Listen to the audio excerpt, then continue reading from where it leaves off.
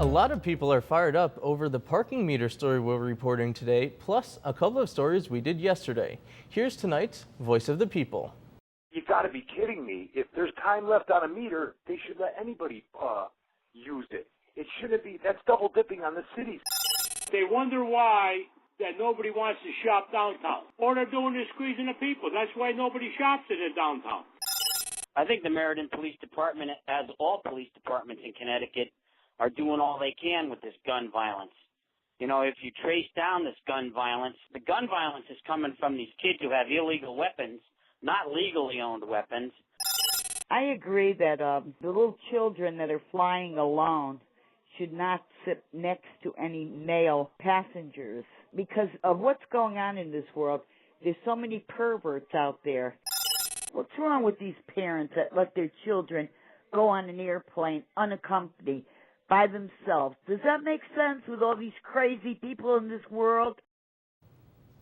Have something you want to sound off on? Call our Voice of the People hotline at 203-212-WTNH. We'll air some of your messages weeknights right here at the end of our 5:30 newscast. And now, here's News 8 at 6. Live. News 8 at 6 starts now. You see them all the time, people collecting donations to help veterans. Now one group accused in a massive lie is being called out.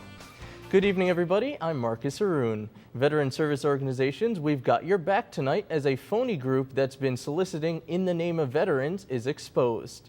The Connecticut Veterans of Foreign Wars, known as the VFW, has blown the whistle on this bogus group, and Washington is listening.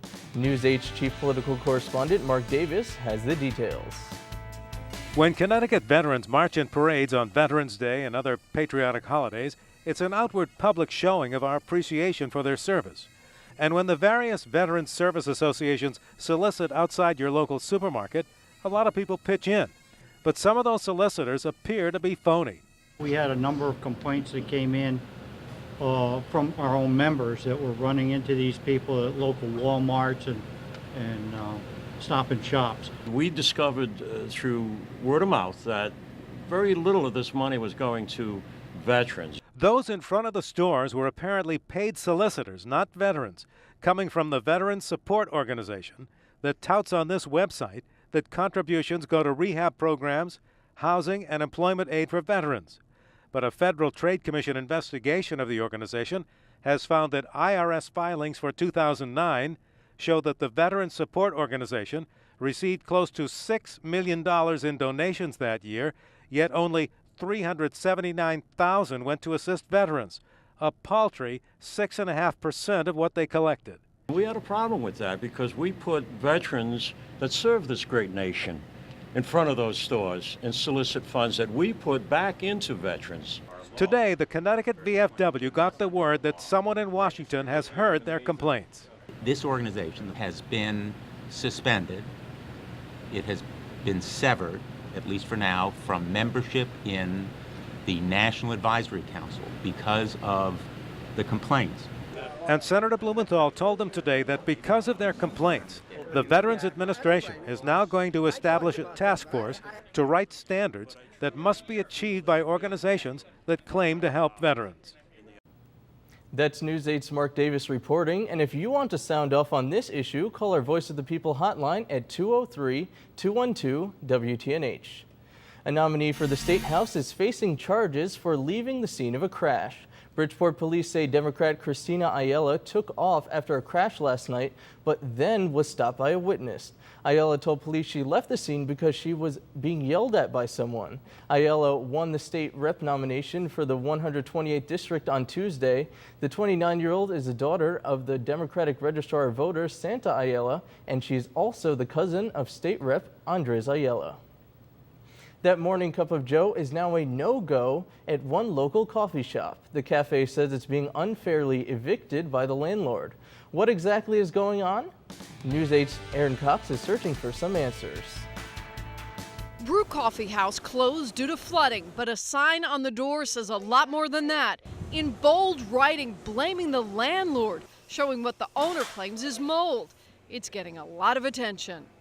I had to tell the customers the real story of why we're not here, why we're closed. Curtis Packer says for years he's been trying to get the landlord to fix leaks he claims brings in sewage and water. The recent storm created a real mess, but Brew claims owner Orange Palladium LLC isn't addressing the issue of mold in the basement. Regular customers stopping by to ask, when will Brew reopen? I have no idea. I'm in limbo. I haven't heard from the landlord at all about anything. There has been some emails between the attorneys.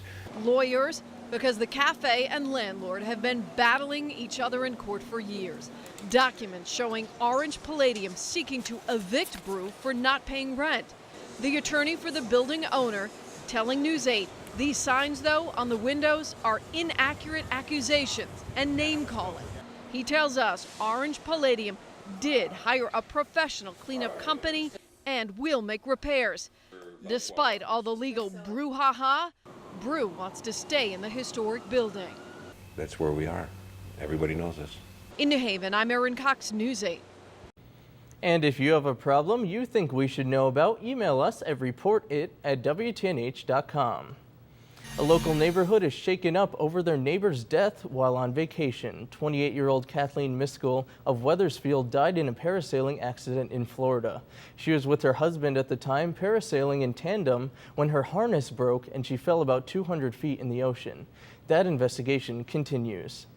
The first human case of the West Nile virus this year has been reported in Connecticut. We only know that the person infected is from New Haven, is between the age of 30 and 39, and was initially hospitalized for a case of meningitis at the first week of August. State health officials say the person is now out of the hospital and is recovering at home.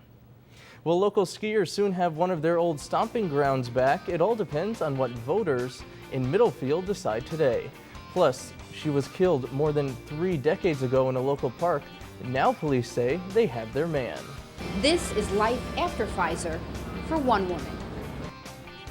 Those are among the stories we'll be following right here on News 8 at 6. We'll be right back.